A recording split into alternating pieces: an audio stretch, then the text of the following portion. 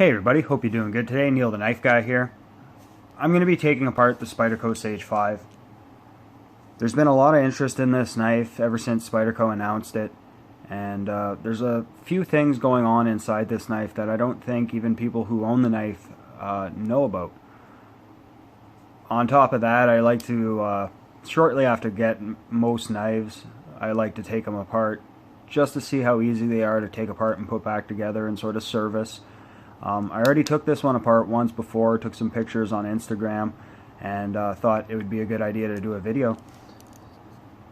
So just getting right to it, all the Torx bits on this are T9.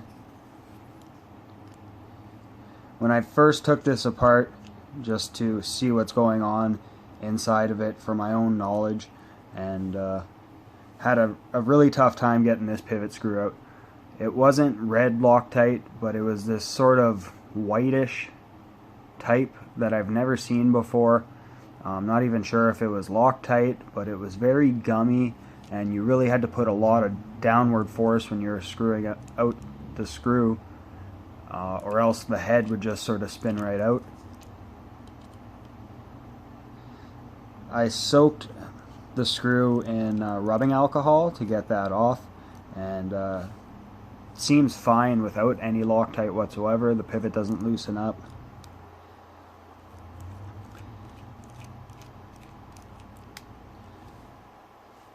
So just keep these screws off to the side here. So right away I'm going to open the blade up. This is where we really want to be careful.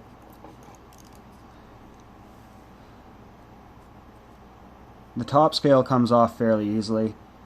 You see some excess oil in there. I'll be cleaning that off.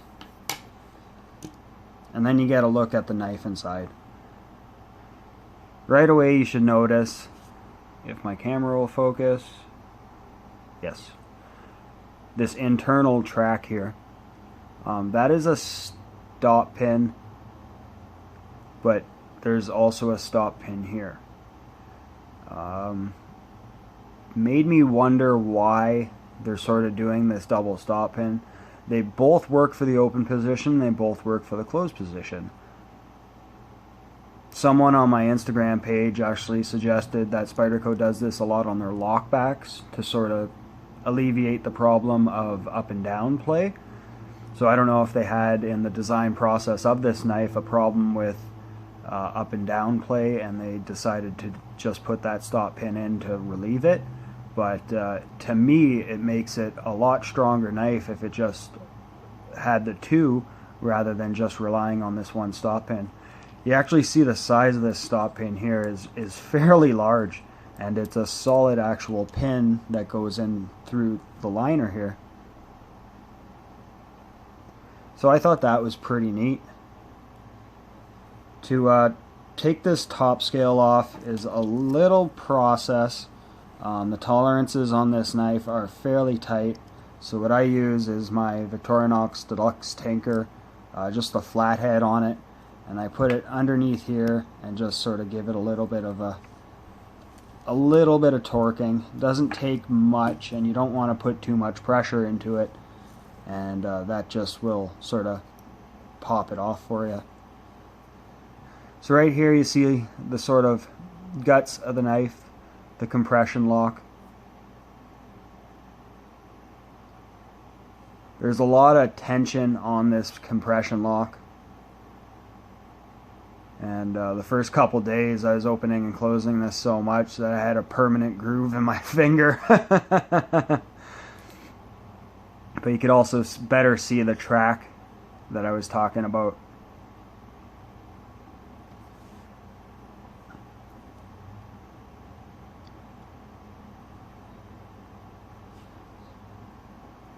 Just put the washers off to the side. Maybe give this a little bit of a wipe down. The last time I had this apart and put it back together, I think I put too much oil in it. I had some squeeze out, and could see it sort of dripping down here.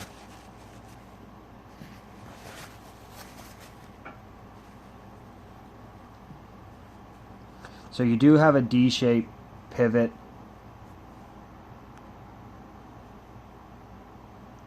You can see that there, which anytime I've had a D-shaped pivot, I really haven't had to use Loctite, so don't see a real reason to on this one. I took that, whatever it was, off, the white stuff that was sort of really sticky inside the pivot.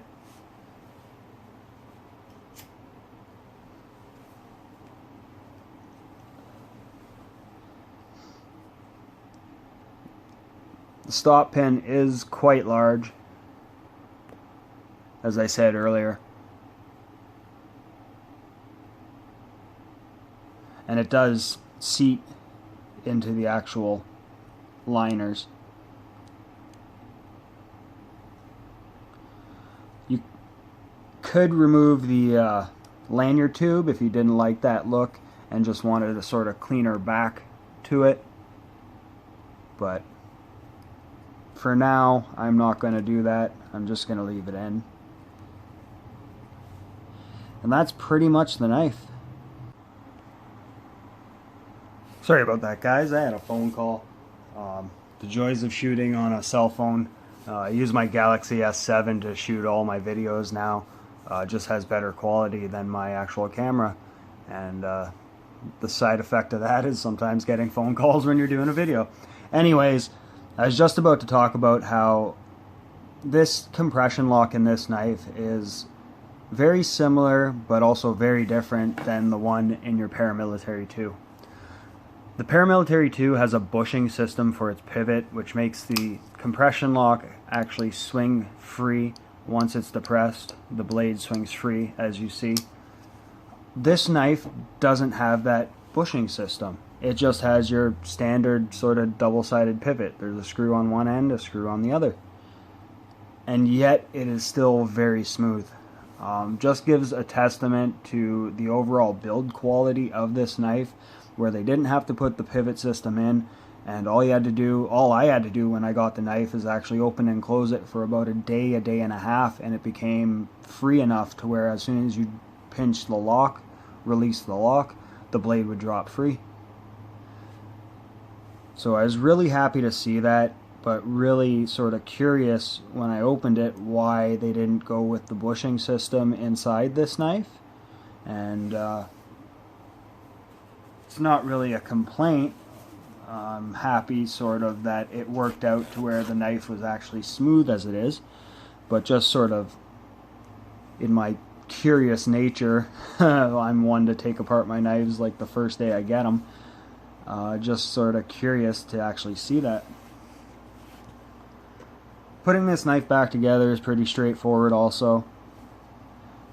Just going to use my old standby 3-in-1 oil. This is what I used for pretty much every knife I own.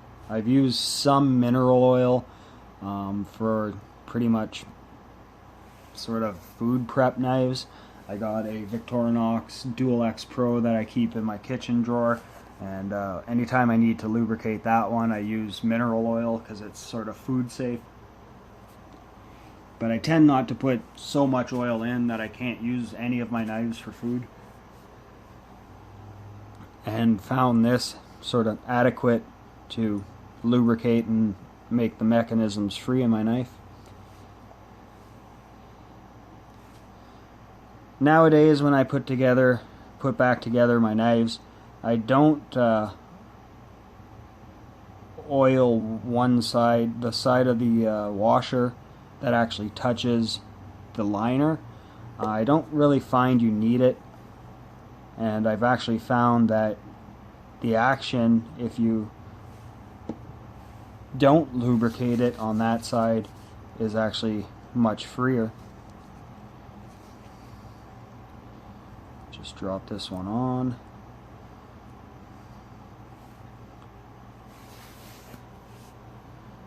Give this liner a wipe down off camera. This knife was already taken apart, so it's not dirty. I don't really have to deep clean it or anything.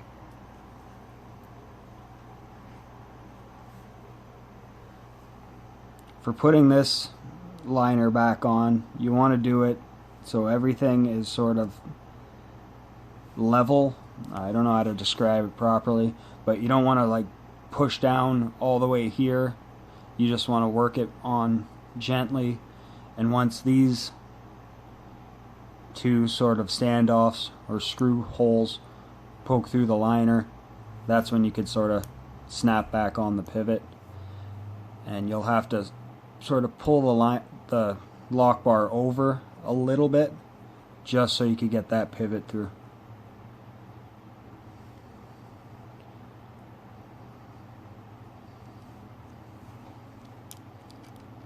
It's giving me a little fight. I might have to take the liner back up.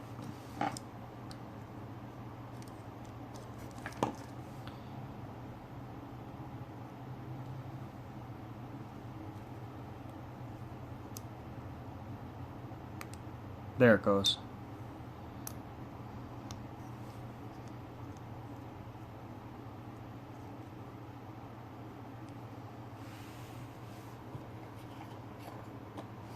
Just drop on your scale, and actually the stop pin here acts as sort of a locator for the scale also, so it sort of sits in the right position. At this stage, I'm going to release the compression lock and just keep the knife sort of at half here. I'm going to put my pivot screw back in.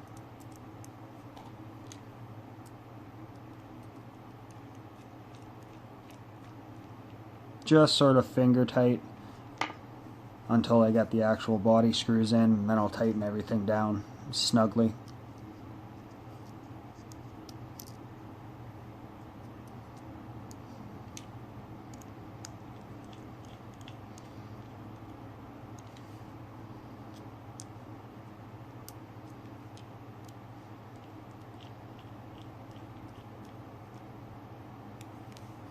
Close up the knife, snug down these body screws. I like that this knife uses just one size of Torx. Makes it easier for disassembling and reassembling.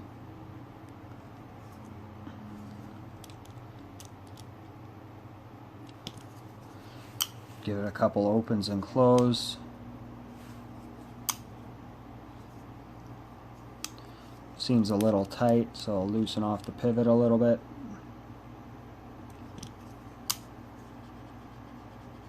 No blade play. Just give that oil in there a chance to work around.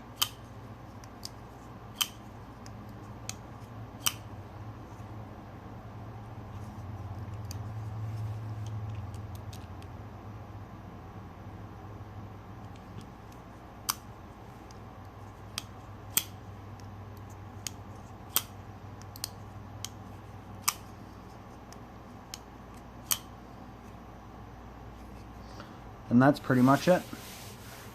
Pretty easy knife to take apart and put back together. Definitely easier than the actual Paramilitary 2, where you got to sort of rotate this because this is pressure fitted. So I always like knives that are easy to maintain, and this is one that's very easy to maintain. So I hope you liked this video, guys. Just showing you sort of how I take apart the Spyderco Sage 5. Thanks for watching as always, and stay tuned for more.